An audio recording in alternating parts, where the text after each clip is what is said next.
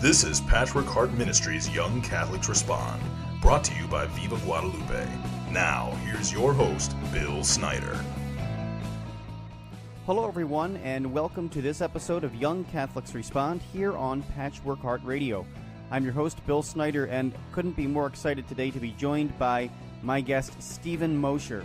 He is the president of the Population Research Insitute and a former commissioner of the Commission on Broadcasting to the People's Republic of China.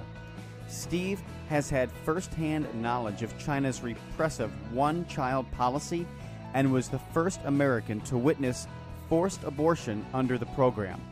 Steve's experience with China's one-child policy led him to convert from being a pro-choice atheist to a pro-life Roman Catholic. He is an internationally recognized authority on China and the author of several books on the subject, including Journey to Forbidden China, A Mother's Ordeal, One Woman's Fight Against China's One-Child Policy, Broken Earth, The Royal Chinese, China Misperceived, American Illusions and China Reality, Hegemon China's Plan to Dominate Asia and the World, and China Attacks. In addition to that, he has just released a brand new book called Bully of Asia, which reveals the growing threat China poses to the United States, to Christian values and Christians living in China, and to the peaceful and prosperous world that America guarantees. Welcome, Stephen, to the program. Thank you so much for joining me today on Young Catholics Respond. Well, it's good to be here, Bill. So let's talk about this new book and also what China is doing as kind of the pace setter out in the Asian world. What is their worldview, and how does it impact the other Asian nations, especially as we're going through this whole North Korean crisis? Well, I think China is the key to solving the North Korean problem. I think China is the key to solving a lot of problems globally. But my interest in China goes way back to 1979, when I was the first American scholar allowed to live and work and do research in China. I was there for over a year. And during the course of that time, I discovered that the Chinese Communist Party was indeed communist. It was a brutal, thuggish group of people who would stop at nothing to stay in power. That was made clear to me during the beginning of the one-child policy, when women were arrested, charged with the crime of being pregnant without government permission. Imagine that, being pregnant without government permission in China is a crime even today. And taken from there to local incarceration centers where they were brainwashed for weeks. And finally, at the end of that process, taken into medical clinics worthy of Auschwitz or Dachau, where they were given abortions, forced abortions. Many of the women were 7 months pregnant, 8 months pregnant, 9 months pregnant. The abortions were done by cesarean section. That whole experience, of course, made me pro-life, because you can't witness a third trimester abortion without becoming pro-life. It also helped me to find God, because I in the operating room, it was as if that hell had opened up before me, and I began to seek heaven, shrinking back from hell. Of course, I think your natural response is to begin to seek its opposite. Confronting evil, your natural response is to seek the good, lest you be drawn into the evil. And if you seek the good, you'll always find God. So I've been watching this regime for a long time. I was hopeful for many years that China would modernize, would democratize, that economic development would lead to the rise of a middle class. And that dream ended at Tiananmen Square on June 4th, 1989, when the Communist Party again sent in troops and tanks to gun down and grind into the pavement innocent, unarmed students who were demanding an end to one-party dictatorship. The one-party dictatorship in question did not want to give up power, and so they used deadly force to quell the uprising. Since then, China's been going in the other direction. China's becoming increasingly tyrannical. There is, in fact, a quiet but very efficient new reign of terror in China today. The original reign of terror, of course, was during the French Revolution a couple hundred years ago. There's a new reign of terror today where Christians, Catholics, priests, bishops, human rights activists, Tibetan independence activists, minorities who want local sovereignty and independence, all of these people are being swept up, taken to black jails, black in the sense that they don't exist. They're not publicly admitted. People disappear into black jails. You go to the police station, the police say, "Oh, we have no idea where your husband is or whether your wife is." They hold them in black jails for as long as they want, indefinite periods of time. People are tortured there. People have been killed there. So I wrote The Bully of Asia because China is increasingly a bully, not just of its own people, but of neighboring countries as well. So that's the whole background to why I wrote the book and why Americans should be paying attention to what's going on in Asia, because China wants to export not only its population control program, but other elements of its government around the world. And I don't think we want that to happen.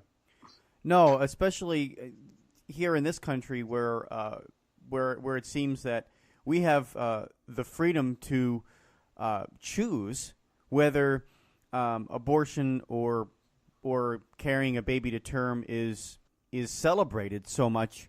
Having a forced abortion is, I think, across the board in America, something that we never want to see. In our society, but how close is that? When you talk about the mindset of people in the United States and this pro-choice mentality, are you seeing any parallels between what Planned Parenthood is doing, what these major abortion facilitators are doing to try and coerce women into having abortions, even if it isn't forced abortion like China? Well, sure. Let's call the so-called pro-choicers what they really are. What they really are is pro-abortion, and that became clear to me when I came back from China, my first visit to China, and I went to some of the leading quote unquote women's organizations, like the National Organization of Women. And I said to the leadership that women in China were being forced to have abortions. And I said, "You're pro-choice, so naturally you're opposed to forced abortion, aren't you?" I said. And then they responded, "Well, we are personally opposed to forced abortion, but after all, China has a population problem, and they must deal with that." So again, stripping away the facade, the deceit that they're pro-choice, underneath that, they're pro-abortion. They've really never seen an abortion they didn't like, and they're perfectly willing to countenance forced abortions in the name of solving a mythical overpopulation problem.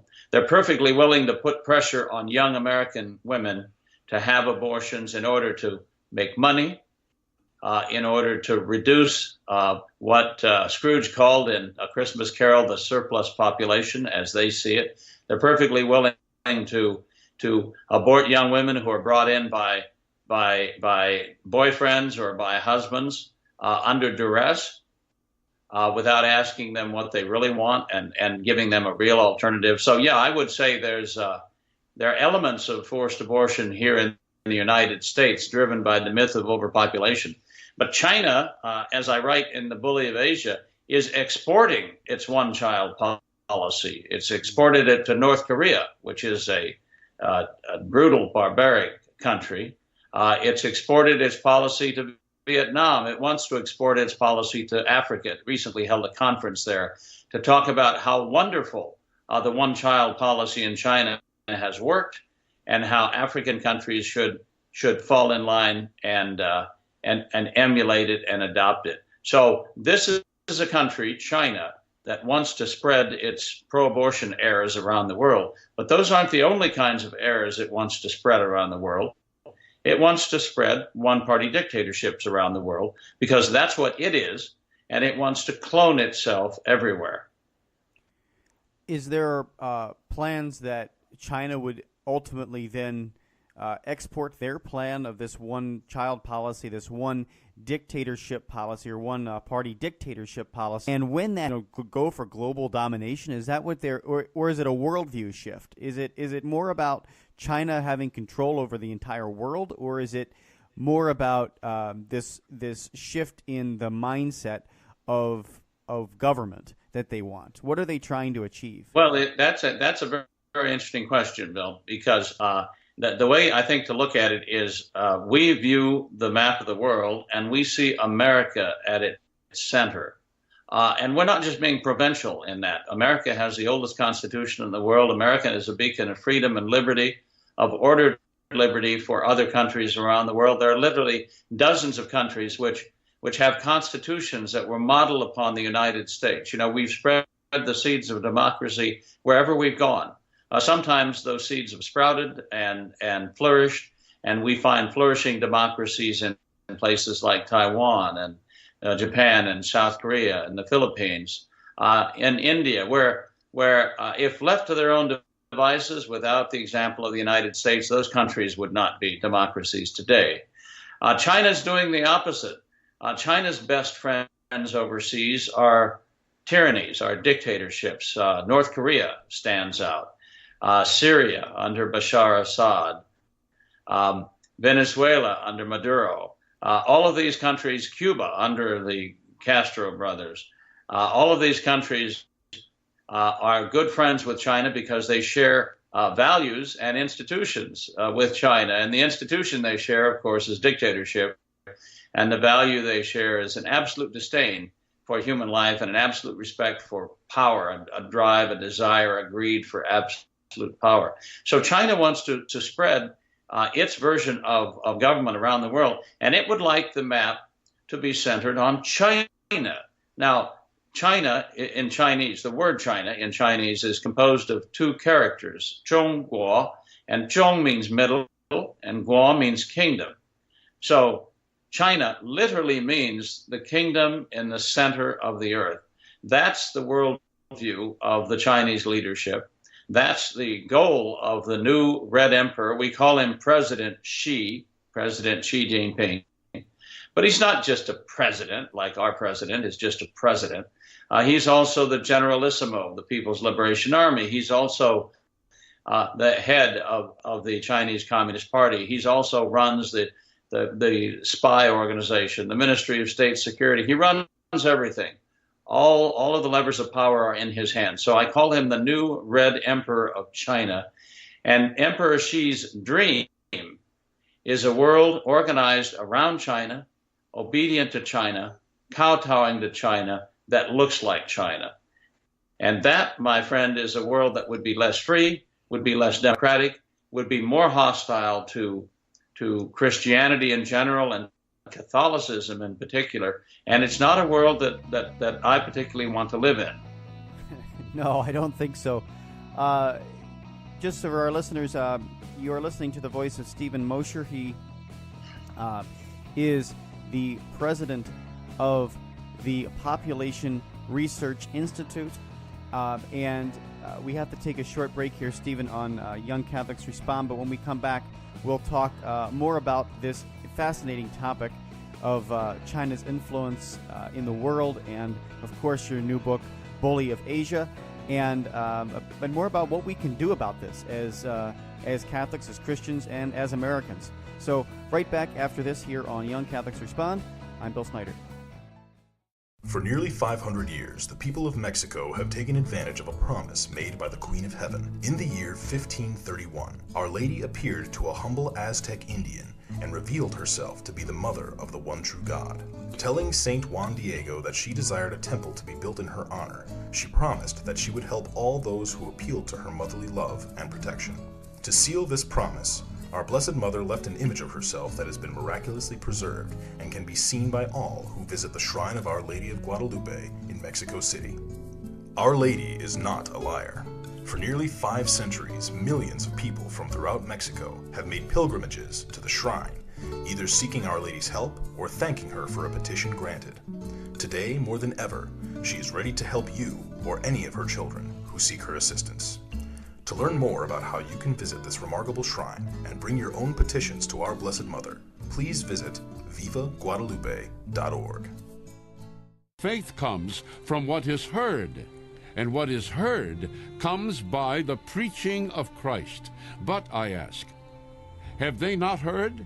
Do you seek to make Scripture a greater part of your daily faith journey? Would you like it readily available on your smartphone or tablet? The Truth and Life Bible app delivers to your mobile device the complete Catholic edition of the Revised Standard Version of the Bible with a concordance entirely free. You will also enjoy free content from Father Robert Barron's Word on Fire, Father Jim McElhone's Word Made Clear, Jeff Caven's The Great Bible Adventure, and the Catholic News Agency. In addition, you can hear the Gospel of Mark dramatically proclaimed by world-renowned actors and actresses like Blair Underwood, Neil McDonough, Kristen Bell, and many more. The full audio dramatization of the New Testament, along with the Ignatius Study Bible, can be purchased within the app. Experience Truth and Life today and download it on the App Store, Google Play, Amazon Kindle, and at downloadjesus.com.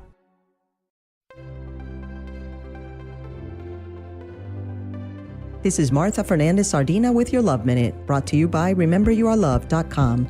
How much are you worth in God's eyes? You are precious. You are priceless. God so loved you that he actually created you out of love. Imagine that. God, who was sufficient unto himself, Father, Son, and Holy Spirit from all eternity, he had no need of me, he had no need of you, and yet, in the mystery of God's love, he needed you, he needed me. He brought you into existence because he thought you into existence out of love. So you are so precious in God's eyes that he created you out of love, to love you on earth and bring you into his eternal love for all eternity, to love you on and on and on. For more on love, find us at facebook.com/RememberYouAreLoved. And remember, you are loved.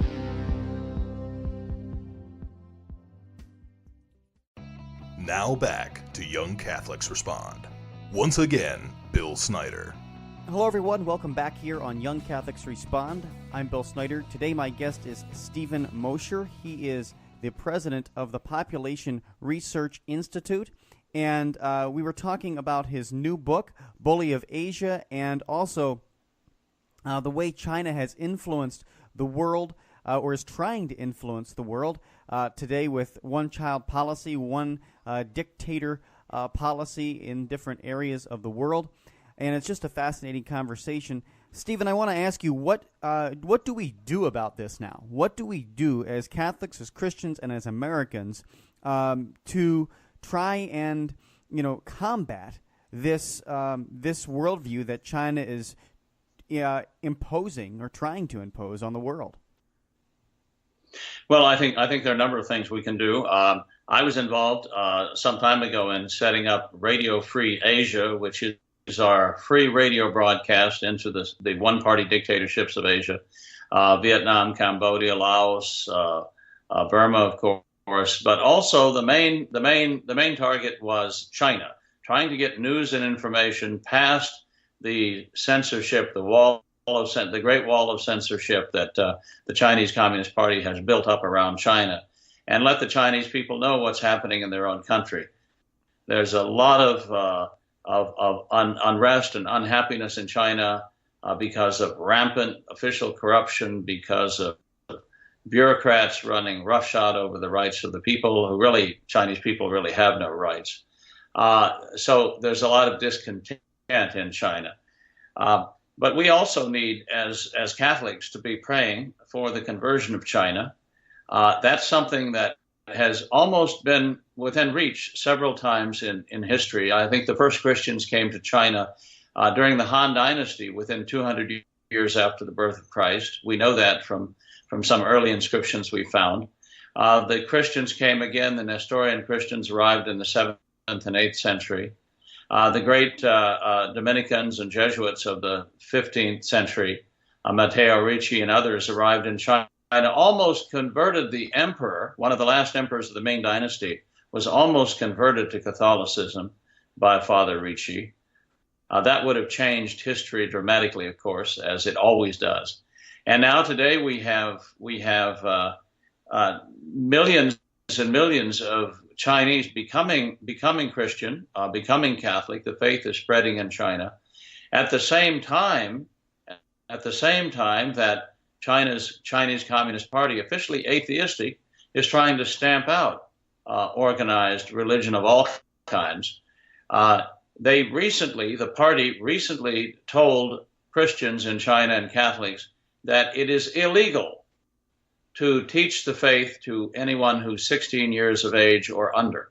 It is illegal to bring your own children to Mass with you in China, because the Chinese Communist Party, again, officially atheistic, wants to turn them all into good atheists. This is a law that's been on the books for 60 years. It was enforced under Chairman Mao back in the 1950s, and it's being enforced today under Chairman Mao's successor, the second Red Emperor, Xi Jinping. So we need to work to help evangelize China, because when China, as I think all countries will before the end of the world, becomes Catholic, the government will be shaken, and I think religious liberty will come to be respected. That's still a ways off, but that's something we should work for. In the meantime, it's necessary for our country, the United States, to try to contain China's errors.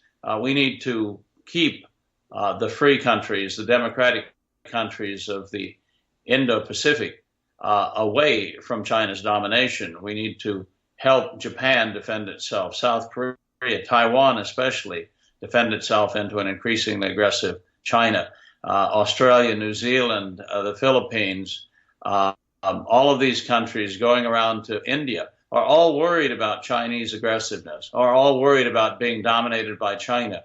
And America needs to take the lead in helping them to defend themselves, helping them to work with each other on a common defense against a China which is threatening aggression in all points of the compass. People need to understand, as I write in The Bully of Asia, China is making territorial claims in the East China Sea against Japan, in the South China Sea against Malaysia, Brunei, Indonesia, the Philippines, and Vietnam, in the Indian Ocean against India, in the Himalayas against India. Wherever you look, you see China on the march. And with an economy now the size of the U.S. economy, China has the second largest economy in the world. It is a foe to be reckoned with, and we need to recognize that fact and deal with it. Yeah, wonderful. Stephen, you've spoken before United States Congress several times. I'm just wondering, have they taken any of this to heart from you, as you have spoken to them about the errors and dangers of this? Have you talked about with them about a plan, and what is their reaction? What is their reaction when you've spoken to Congress about this? Well, the reaction has been generally positive. I advocated setting up a Radio Free China broadcast service, and we went ahead and did that. I wrote a book 16, 17 years ago advocating that we wake up to the China threat. And we didn't do that very, very much until recently, although we now have an administration that's paying a lot more attention to China and putting pressure on China to deal with North Korea, which is a problem that China created and China sustains. People need to understand that North Korea's little rocket man, Kim Jong-un, would not have rockets, would not have nuclear weapons were it not for support and aid it gets from China. So that's really a China problem, a China-created problem, and China should solve that problem. But then there have been some failures. I and many people advocated against letting China into the World Trade Organization back in 1999 because we said China will cheat. We will open our markets to Chinese goods under the World Trade Organization rules, but China will keep its markets closed. We warned the Congress that would happen, but the Congress under President Clinton went ahead and approved it. Clinton signed it into law. And the result, a bill has been the biggest transfer of wealth in human history. Trillions and trillions of dollars have gone from the United States to China, basically stolen, sometimes stolen outright by intellectual property theft. $600 billion a year, the FBI estimates, goes to China. $600 billion a year. Over 10 years is $6 trillion. 20 years is $12 trillion. That's an amount of money almost equivalent to the annual gross domestic product of the United States. Then we have the transfer of factories, the loss of jobs to China. The World Trade Organization membership for China has been a complete disaster. So we warned against that, weren't able to stop it. So today we need to go back. We need to understand that China does not want to join the United States and the current world order. It wants to replace the current world order with a world order of its own making. And in the meantime, it signs treaties, it tears them up before the ink is even dry. It signs international agreements, it doesn't abide by them. It promises to stop cyber attacks on the United States. Those cyber attacks are continuing. So the Chinese Communist Party came to power in China by deceiving the Chinese people into thinking that it merely wanted agrarian reform. It merely wanted to carve up the land and give every peasant in China a little plot of their own land. So the peasants enlisted by the millions in the Red Army. When the communists got to power, they forced the Chinese peasantry into huge communes, and 45 million people starved to death as a result. So this is a government that lives and dies by deceit, and we need to wake up to that fact and deal with China the way that it ought to be dealt with. Yeah, absolutely. And this call and more can be found in your book, Bully of Asia. Before time always flies, especially talking with you today. Time is going double time here, and I want to make sure I have the opportunity for you to talk a little bit about the book, promote the book, and let our listeners know where they can get it. So go ahead. Well, the book is called Bully of Asia. Subtitle: China's Dream is the new threat to the world order. It's available on Amazon, of course, but it's also available from our website at Population Research Insitute, which is pop.org, pop.org. If you order Bully of Asia from us, I'll be able to autograph the copy before we put it in the mail. It's a book that is being read widely in Washington, D.C., and I think will have an impact on our foreign policy and help us deal realistically with a rising China, which is a threat to virtually everything that we hold dear: religious liberty, freedom of conscience, freedom in a wider sense. And so it's a threat we need to wake up to and deal with. And please don't forget to pray for the people of China, especially for our fellow Catholics in China who are experiencing ever more severe persecution as we speak. Yeah, Steven, thank you so much for your time today. It has truly been a pleasure talking with you, and you're always welcome back here on Young Catholics Respond anytime. It's been just a fascinating conversation. You've just, I know, touched the hearts of a lot of young people out there listening to this podcast and this radio program, and also a lot of Christians and Catholics around the world. So thank you so much for your precious time, and look forward to having you back on soon. I look forward to it. All right, well, this has been an episode of Young Catholics Respond here on Patchwork Heart Radio. Until next time, from all of us at Patchwork Heart Ministry, I'm Bill Snyder. Keep beating to your Catholic heart. This has been an episode of Young Catholics Respond. For more information about this program or Patchwork Heart Ministry, visit patchworkheart.org. That's patchworkheart.org. Or email info@patchworkheart.org.